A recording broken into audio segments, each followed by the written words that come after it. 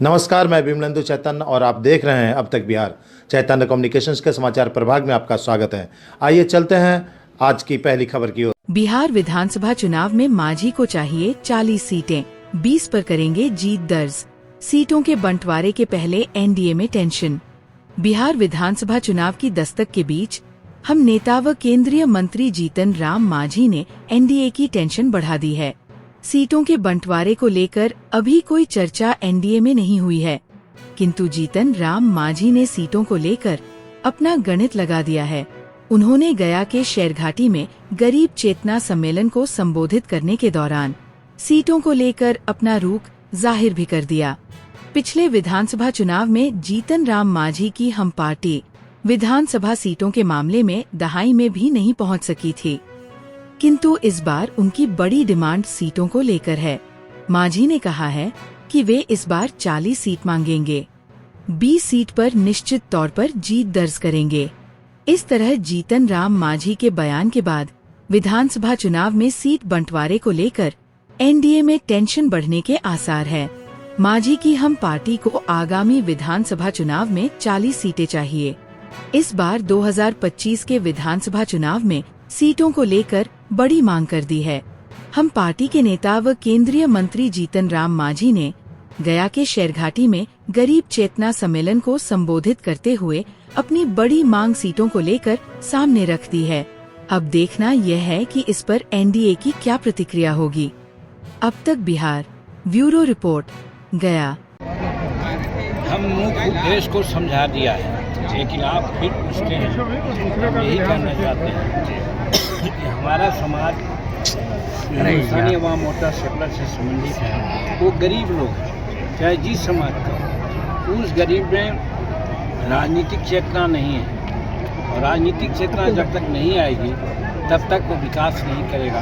अम्बेडकर साहब का सूत्र है कि राजनीति चाबी है और विकास ताला है। तो इसीलिए हम अपने समाज के लोगों को चेतना फैलाते हैं, चेतना रैली के नाम पर। एक दूसरी बात ये भी कहना चाहते हैं कि अम्बेडकर साहब ने कहा कि पढ़ाई ही हमारा विकास का एक मानदंड है। हम जितना पढ़ेंगे हम विकसित होंगे, सब अधिकार और कर्तव्य को लेंगे, और इसके लिए हमारी पढ़ाई की व्यवस्था सरकार को करनी चाहिए, जिसमें कॉमन स्कूलिंग सिस्टम होना चाहिए। आज कॉमन स्कूलिंग सिस्टम नहीं है। यही कारण है कि आज जनरल 80% साक्षरता है, शेड्यूल कास्ट का 38% साक्षरता है, लेकिन मुसहर समाज का 7% साक्षरता है। कितना पीछे है। इसलिए हम उनको चेतना देने आए हैं कि तुम भी पढ़ो लिखो, और शेरनी का दूध होता है ऐसे शिक्षा, जो पिएगा वो दहाड़ेगा। तो जो पिया है वो दहाड़ रहा है, लेकिन हमारा समाज तो पिया ही नहीं है। 7% की साक्षरता दर है।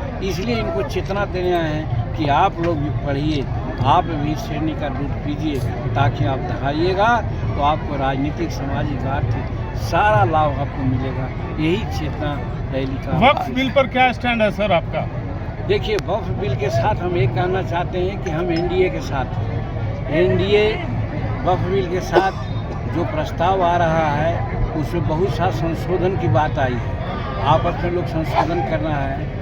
किसी का ऐसा नहीं है कि किसी समाज को हम उसको क्या कहते हैं, उसको हानि पहुँचाएं। हम उस समाज को, जिस समाज के लिए वक्फ बिल है, उसमें बहुत सी कुरीतियाँ हैं, उस कुरीतियों को हटा करके एज ए होल उस समाज को फ़ायदा हो, ऐसा बिल आने के लिए अनेक सुझाव दे गए हैं। सुझाव पर विचार हो रहा है, और विचार होगा तो एनडीए इसको पारित करेगी। हम उसके साथ। आज मुख्यमंत्री की अफ्तार पार्टी में सर आज मुस्लिम संगठन हमारा शरिया की तरफ से भी बाइकाट किया गया है सर।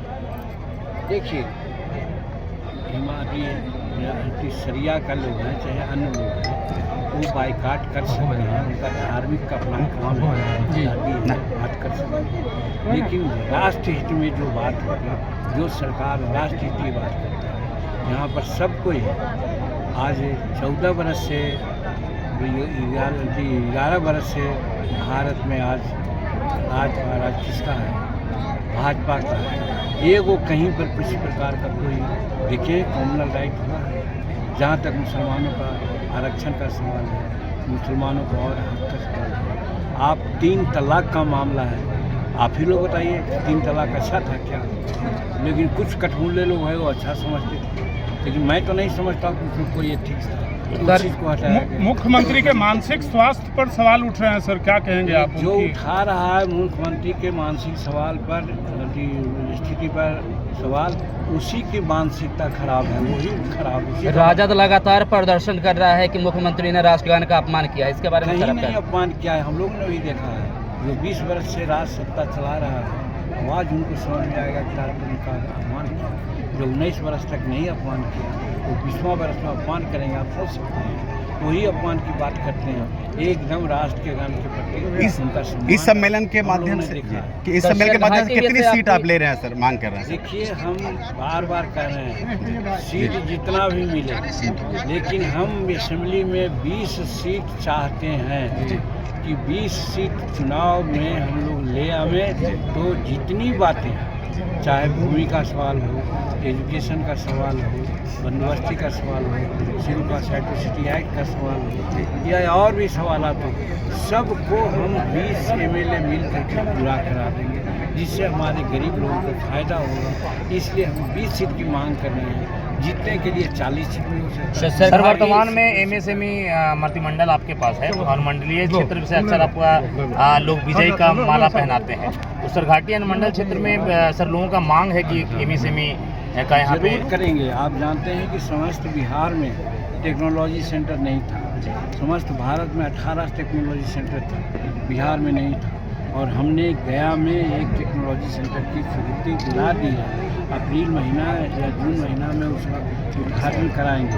तो उसी प्रकार से टेक्नोलॉजी के बाद टेक्नोलॉजी एक्सटेंशन सेंटर होता है।